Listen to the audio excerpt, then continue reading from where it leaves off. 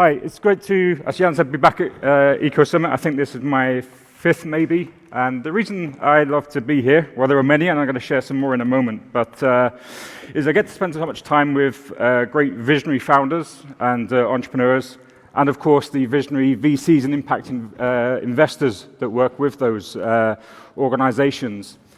I am, though, particularly driven and passionate about a comment from Jim Collins that great vision without great people is irrelevant.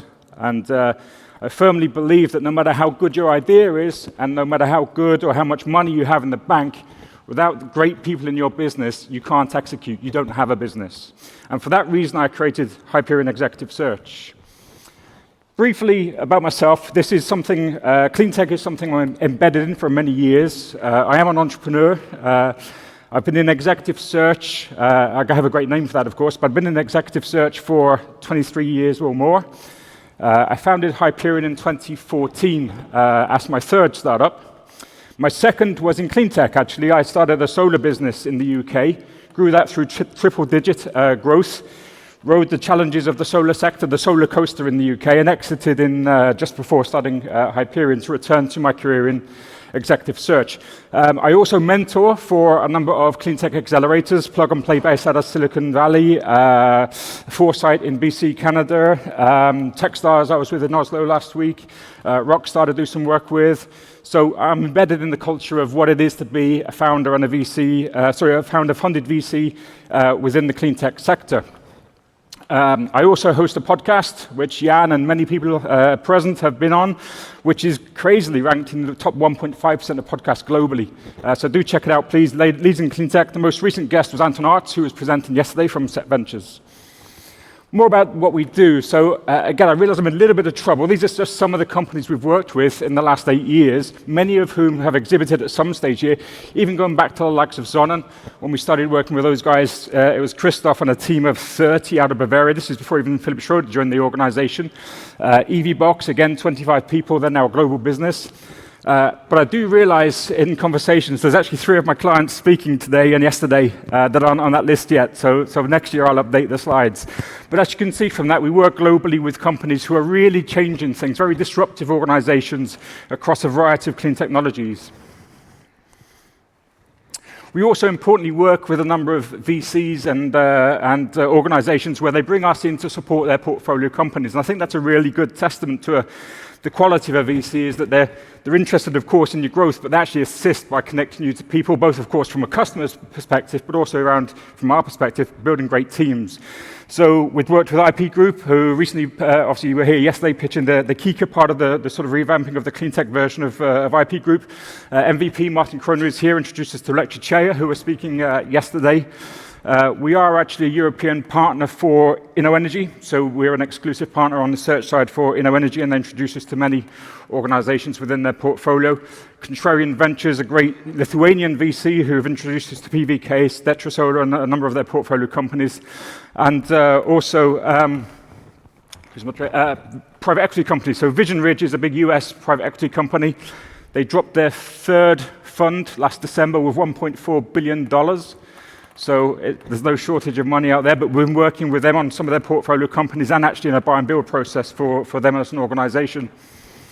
I'm going to rattle through these quickly because I'm running out of time. So we work, again, across a number of sectors. A lot of our work is in and around future mobility, smart mobility, e-mobility. Of course, lots in batteries, battery production, battery materials, battery science, battery management, all these kinds of things. Solar, which of course is my first love, so we do a lot of work within solar, and other parts of the clean tech sector.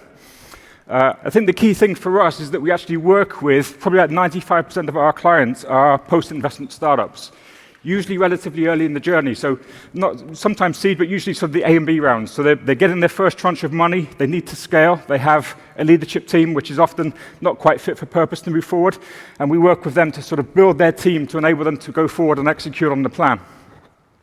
The other interesting aspect there is 90% of the roles that we hire didn't exist before we recruited them. So it's the first time, for example, they have a CFO, or the first time they need a head of engineering or something of this. So we're used to working in the clean tech environment, the startup environment, and understand fully what it is to work in that kind of what I call positive chaos of a startup. Process-wise, I won't bore you all of that, but we have a 29-step thorough process to make sure that we get absolutely the right answer. In the 8 years we've been in business, we've successfully concluded 98% of our projects, and in that time, 4 people have left within a year of joining, and they were replaced instantly. So we've got a super, super high success rate of both finding and keeping and retaining the talent that we find for our clients. Finally, again, it's not just around finding people. If a search partner, all they do for you is find great people, it's not enough. So we work with our clients to help them retain people, which kind of does ourselves out of work, but we think it's the right thing to do. So we sit down with our clients and work out how can they create a culture of high performance, how can they create a culture where people don't want to leave. So when some dirty headhunter like me knocks on their door, they're like, I'm actually happy where I am. So working with clients to retain people. And the other thing we do actually both with VCs and also with startups is to do some benchmarking analysis of the leading team or the management team. Is it equipped for the next fundraise round? In which, yes or no? In which case, do we need to make some introductions or interventions prior to fundraising? Or subsequently, post as part of the fundraising package, we can work with them and their sort of prospective VCs to say, we know there are gaps in the organization in these places. Part of the money that we're going to actually bring on board from yourselves in this process, in this round, is going to help us to address those gaps within the organization. So critically important to find great talent, critically important to retain great talent, and critically important during your fundraising process that you either have or you recognize any weaknesses within your management team that you can address, because we all know that getting money isn't necessarily easy, even though there's a lot of dry powder out there at the moment. You do need to be equipped and ready to actually capitalize on and execute on whatever it is that you're raising money for.